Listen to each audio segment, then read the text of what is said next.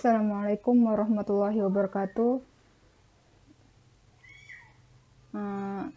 Saya akan mempresentasikan bagaimana moderating analysis, regression analysis, metode residual. Pada konsep dasar Sulianto 2011, analisis regresi variabel moderasi dengan metode residual dilakukan dengan meregresikan variabel terikat terhadap nilai mutlak residual dari regresi variabel bebas terhadap variabel yang dihipotesiskan sebagai variabel moderasi. Jika hasil regresi antara variabel terikat terhadap nilai mutlak dari regresi variabel bebas terhadap variabel yang dihipotesiskan variabel sebagai variabel moderasi, signifikan dan koefisien regresinya negatif, maka dapat disimpulkan bahwa variabel yang dihipotesiskan benar-benar mampu memoderasi hubungan antara variabel bebas dan variabel terikatnya.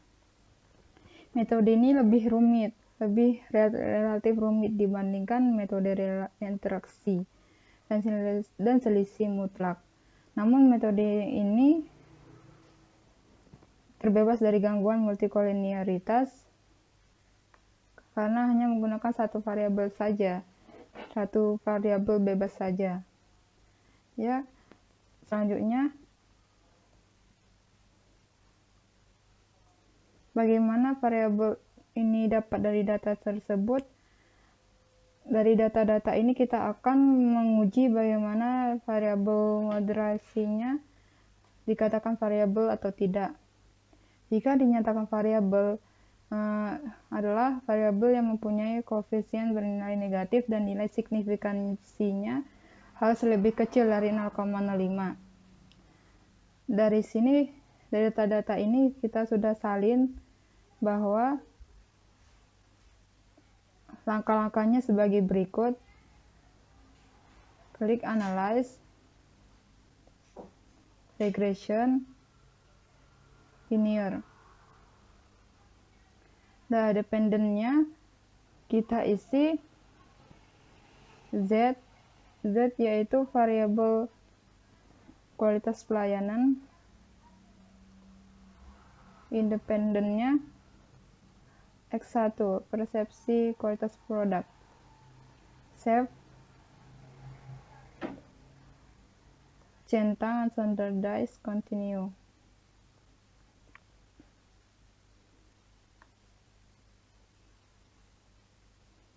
Oke.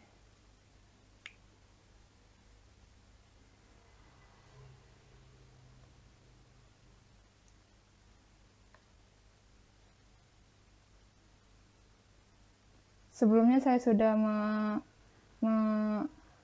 menganalisis bagaimana cara dari variabel moderating, bahwa ini saya menganalisis yang kedua, residual yang persamaan yang kedua, persamaan yang keempat. Sebelumnya residual 1 terdapat nilai-nilai positif, maka kita akan transformasikan ke compute karena nilai mutlaknya, karena untuk meregresikan variabel y terhadap nilai mutlak. Habis reser.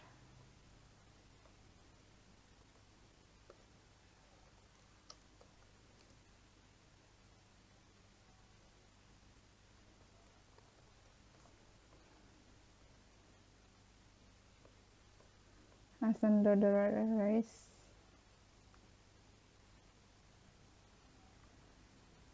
Ini all ABS.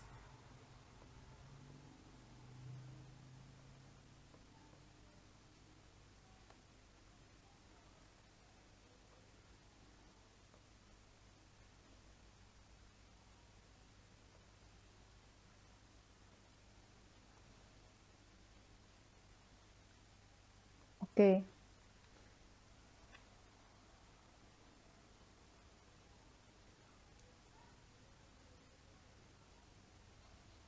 Karena saya sudah ini, maka kita akan menganalisis persamaan yang ketiga. Sudah saya dapat dari hasil dari yang saya ujikan kemarin dari kisi-kisi, yaitu bahwa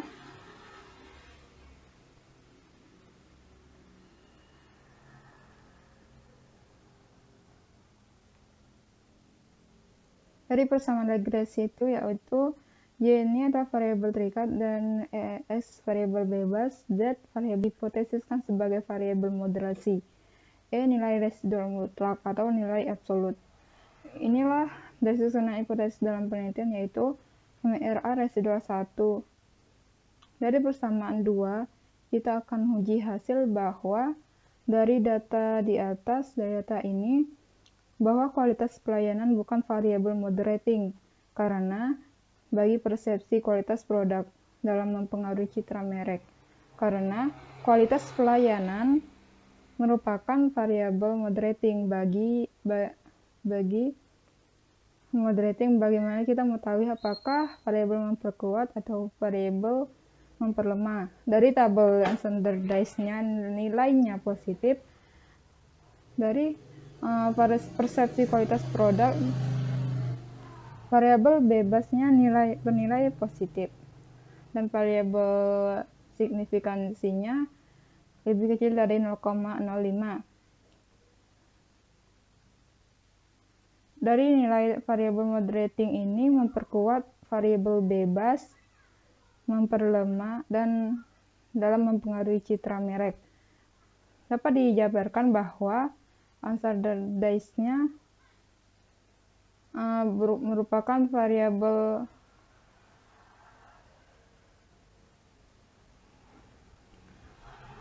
bukan variabel moderating bagi untuk memperkuat persepsi kualitas kualitas produk, mempengaruhi variabel terikat citra merek,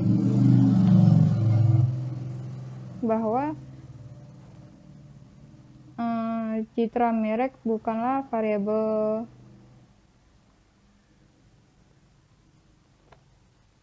kualitas pelayanannya bukanlah variabel moderating, karena dia koefisiennya bukan bernilai negatif tapi positif, maka dia memperkuat. Kalau variabelnya negatif, dia makanya memperlemah variabel bebas. Selanjutnya persamaan 3. Dari persamaan 3, dari koefisiennya ini kita menganalisa bahwa variabel residual 1 nilainya negatif 0,233 dan nilai signifikansinya 0,03 lebih kecil dari 0,05, maka data tersebut merupakan variabel moderating. Dari hasil di atas, variabel moderating memperlemah variabel bebas, mempengaruhi variabel terikat, atau kualitas pelayanan memperlemah persepsi kualitas produk, mempengaruhi citra merek. Pada pengujian hipotesis dapat dihitung dengan uji T parsial, yaitu kualitas HO, kualitas pelayanan tidak memoderasi hubungan antara persepsi kualitas produk dengan citra merek.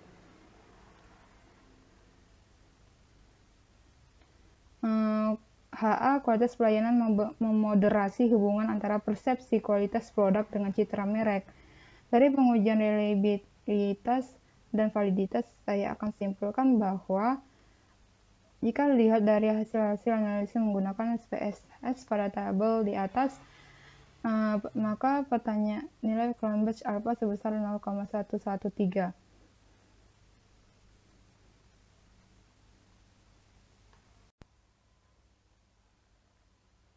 Untuk mengetahui variabel pengujian reliabilitas dan validitas, kita akan menguji bagaimana dari variabel X1 tadi, variabel bebas, sampai persepsi kualitas pelayanan itu sampai 8 variabel view.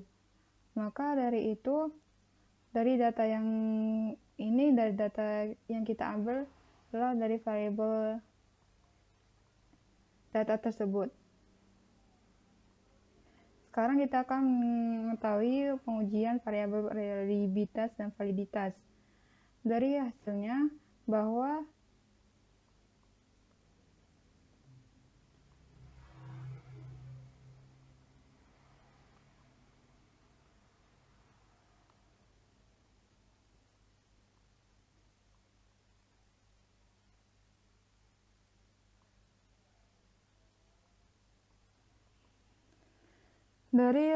dari ujian reliabilitas, yaitu kita ambil dari data reliability statistik dari Cronbach alpha.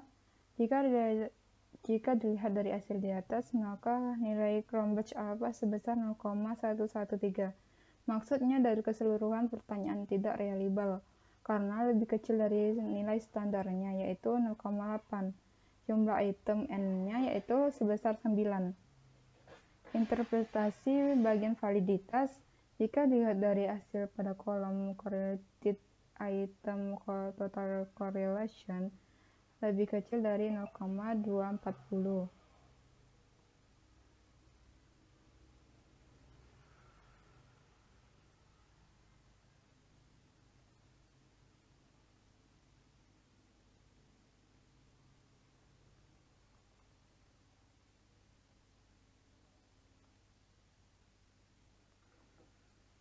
Dengan demikian dapat disimpulkan bahwa semua item pertanyaan pada kuesioner bagian kualitas pelayanan tidak valid. Dari bagian interpretasi reliable pada kolom, maka nilai Cronbach alpha semua pertanyaan lebih besar dari 0,08. Maka dapat disimpulkan bahwa semua pertanyaan pada kuesioner bagian kualitas pelayanan sudah valid. Kesimpulannya bahwa dari data yang keluar bahwa tidak valid dengan bagian validitas dan bagian reliable sudah valid. Baik, sampai di sini. Wassalamualaikum warahmatullahi wabarakatuh. Sekian dan terima kasih.